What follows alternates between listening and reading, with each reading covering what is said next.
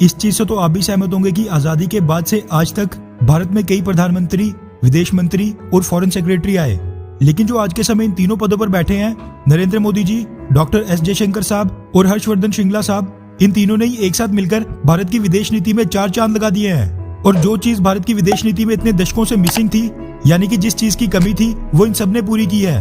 भारत की विदेश नीति और अंतर्राष्ट्रीय कूटनीति जो इतने सालों से डिफेंसिव मोड पर चल रही थी, वो अब काफी एग्रेसिव हो गई है। और अब आज के समय अंतर्राष्ट्रीय संगठनों और दुनिया भर के मंचों पर भारत अपनी बात जोरों शोरों से रखता है, और जहाँ पर एग्रेसिव अप्रोच दिखानी होती है, वो भी दिखाने से पीछे नहीं हटता है। फिर वो चाहे बिना अंतर्राष्ट्रीय प्रेशर के भारत के जम्मू कश्मीर में आर्टिकल 370 को खत्म करना हो, या फिर चाइना के खिलाफ खुलकर कार्रवाई करनी हो। पिछले कुछ सालों में ऐसे कई मौके आए जब इस चीज का एहसास हुआ कि आज के समय भारत की विदेश नीति बिल्कुल ठीक हाथों में है। ये बात नई नहीं है कि आज से पहले कई वेस्टर्न देश भारत को जम्मू कश्मीर के लोगों के ह्यूमन राइट्स का पाठ पढ़ाते थे, मगर आज के समय इसमें भी एक बड़ा बदलाव देखने को मिला है कि आज के समय कोई भी देश आधिकारिक तौर पर भारत के खिलाफ खड़ा नहीं हो रहा है। लेकिन अभी भी कई ह्यूमन राइट ऑर्गेनाइजेशंस, संगठन और एनजीओ ऐसे हैं जो एक पहले से तय भारत विरोधी एजेंडे पर काम करते हैं। पाकिस्तान और चाइना के पेरोल पर बैठे ये लोग भारत का विरोध करने से पीछे कभी नहीं हटते, फिर चाहे भारत कितना भी अच्छा काम कर ले।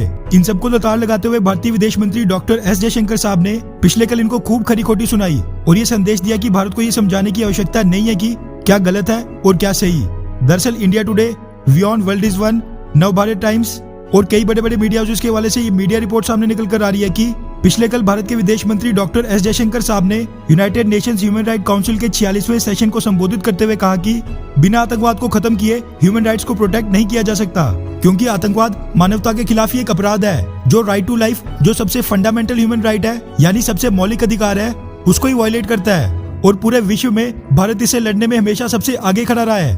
डॉक्टर एस जयशंकर साहब ने अपने वर्चुअल संबोधन में कहा कि ह्यूमन राइट से जुड़े संगठन ये बात समझ लें कि आतंकवाद को कभी भी जस्टिफाई नहीं किया जा सकता है, और न ही आतंकवाद फैलाने वाले लोगों की तुलना आतंकवाद से पीड़ित लोगों से की जानी चाहिए। कई ह्यूमन राइट संगठन कश्मीर में बंदूक उठाने वाले आतंकवादियों से सहानुभूति रखते हुए उनके ह्यूमन राइट्स की वकालत करते आए हैं। इसीलिए एस जयशंकर साहब ने पिछले कल क्लियर कर दिया कि असल में वही ह्यूमन राइट्स के असली विरोधी हैं और भारत अपना काम करता रहेगा। साथ में उन्होंने कहा कि आतंकवाद से निपटने के लिए भारत ने पिछले महीने यूएन सिक्योरिटी काउंसिल में 8 पॉइंट का एक एक्शन प्लान पेश किया है, जिस पर बात होनी चाहिए। डॉक्टर एस जयशंकर साहब ने आगे कहा कि ह्यूमन राइट्स वायलेशन का बिल्कुल निष्पक्ष और पारदर्शी तरीके से समाधान होना चाहिए और देश के इंटरनल मैटर्स और सोवरेनिटी यानी राष्ट्रीय संप्रभुता में दखल नहीं दी जानी चाहिए। उन्होंने कहा कि भारत बस अपने ही नहीं, इस कोरोना महामारी के दौरान भी पूरे विश्व के कल्याण का काम कर रहा है, और हमने इस महामारी से निपटने के लिए 150 से ज्यादा देशों को दवाइयां, वैक्सीन और उपकरणों की आपूर्ति की है।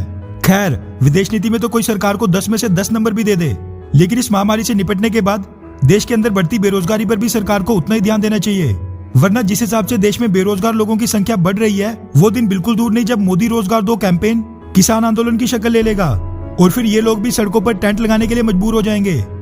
#मोदी रोजगार दो। इस पर आपकी क्या राय है? नीचे कमेंट करके जरूर बताएं।